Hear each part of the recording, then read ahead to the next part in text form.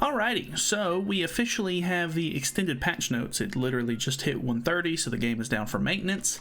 So I kind of wanted to look over just the English version of the patch notes for the banner and everything, because I know that this is going to be an easy skip for a lot of people. Like, I can completely understand that, but just in case you needed confirmation, we're going to look at the banner and sort of analyze the whole thing. So it is a 600 mileage banner. Like I said in the news video, this is probably one of the more obscure choices that they could have made, I guess, for a second year anniversary part 2 banner character, I guess, because I mean, I don't know a lot of people who are like really into Elaine, I guess, but it's a new Elaine. She is fairly good as far as being a support unit for fairies, but only for kings pretty much because of the way that she works. So the banner lineup in general is going to be very baity, and by what I mean by that is that they're going to try to suck your gems dry for some of these characters, because a lot of them are seasonal characters that you can't normally get on regular banners, which is kind of, you know, where the bait comes in. So I'm not, just as a disclaimer, I'm not going to be doing live summons tonight whenever the banner drops. I normally do live summons whenever I summon on a banner. I'm not summoning on this banner right now. Hopefully I don't have to at all, but there's going to be a new banner on JP, and because the anniversary is going to be ending and they're going to be getting the next banner in literally 2-3 days, I'm gonna wait and I'm gonna play it smart, and I'm gonna try and see what the next banner on JP is gonna be before I summon on this bait banner, because honestly, the character's kind of interesting, but at the same time, she's a Golden Wings Elaine, and the last Golden Wings Elaine that released was pretty bad. Like, she was not very good. She was only support for the old Festival King, which they just keep trying to bring that team back for whatever reason, and I fall for it sometimes. I'm like, all right, man, maybe it'll come back this time. Like, because I really like the gimmick of, you know, Old Wings King being a debuff unit, but it just isn't gonna happen. So yeah, she's gonna be, you know, the same variant or the same kind of character with the same costumes and stuff as the Red Winged Elaine, this one right here. But the thing is, most people skip this banner, so even if you did get the character, more than likely you didn't like max her out or anything like that. So on top of that, her Holy Relic has just come out as well, which feels like a kind of a slap in the face almost. It's like, oh, hey, you just made this character, but you made her, you released like half of her, kinda, and then the other half you have to grind out a Holy Relic to get, because it just seems like it maybe not, it should have been part of the base kit, but it just feels weird for them to release a character and immediately release the, you know, Holy Relic to go with it, so that way it makes the character a lot better, I guess. But yeah, so if you don't already have the Red Elaine, and you don't already have her, like, all of her new, or all of that Elaine's costumes, and you don't have the materials to make the Holy Relic on top of that, there's just, it feels like there's going to be so much prep just to get this character to where she needs to be, so that way you could actually use her efficiently. On top of, you know, if you want to use her in geared, you got to have, you know, you got to build a UR gear set for her, and that is just a lot of trouble. The only reason I'm even considering summoning is because I ended up skipping blue Christmas Lilia's banner when she originally came out, and she is just so good, like absolutely incredible unit. Obviously paired with her Holy Relic, kind of another situation like this one where, you know, if you have the unit, you know, and you invest enough materials into her, she's really good. But even then, I've been watching a little bit of showcasing and stuff like that from the JP players and stuff, and I don't know, the Elaine just kind of seems okay. Like, I mean, obviously King, you know, the new King at least, can already deal insane damage. Her whole gimmick is sort of like increasing Festival King's damage in general, because if you don't know, her kit is a debuff card.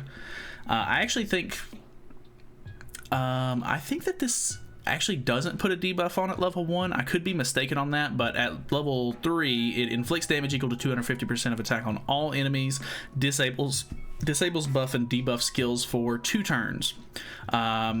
No, I think that actually does debuff on the first turn, because I think you can use it to disable buff cards, which is actually pretty good, especially for Old Wings King kit, but it works really good with New Wings King as well.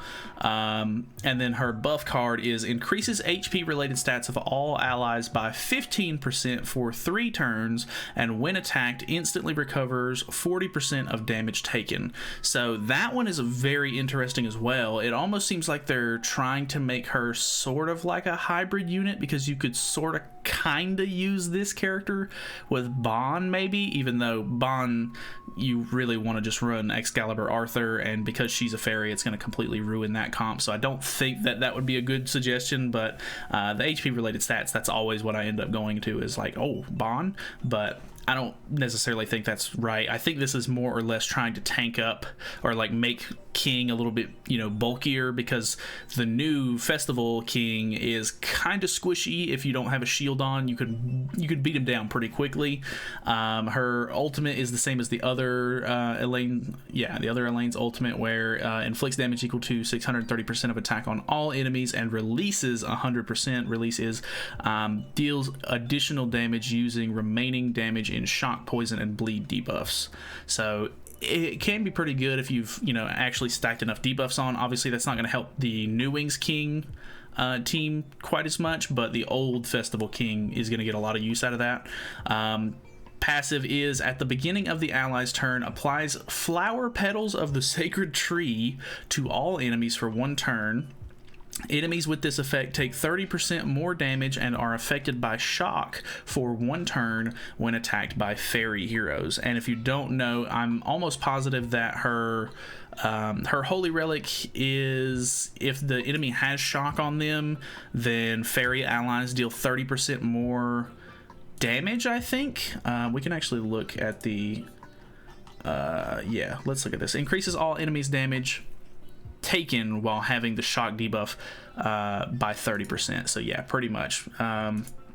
So I don't know, it's kind of a weird unit, pretty niche. If you still run King and you want to keep running King, she's gonna be like a really good support unit for that. I mean, I don't know, like I just feel like this unit is gonna, like, if you summon for this unit and you use her for a little bit, I think she's gonna end up dropping off kind of hard, and she's gonna become sort of not really unusable, but just sort of like a kind of a meh character, and you know, in a little while, like I don't think I'm gonna see this Elaine in PvP all that much after release, let alone, you know, down the road even further.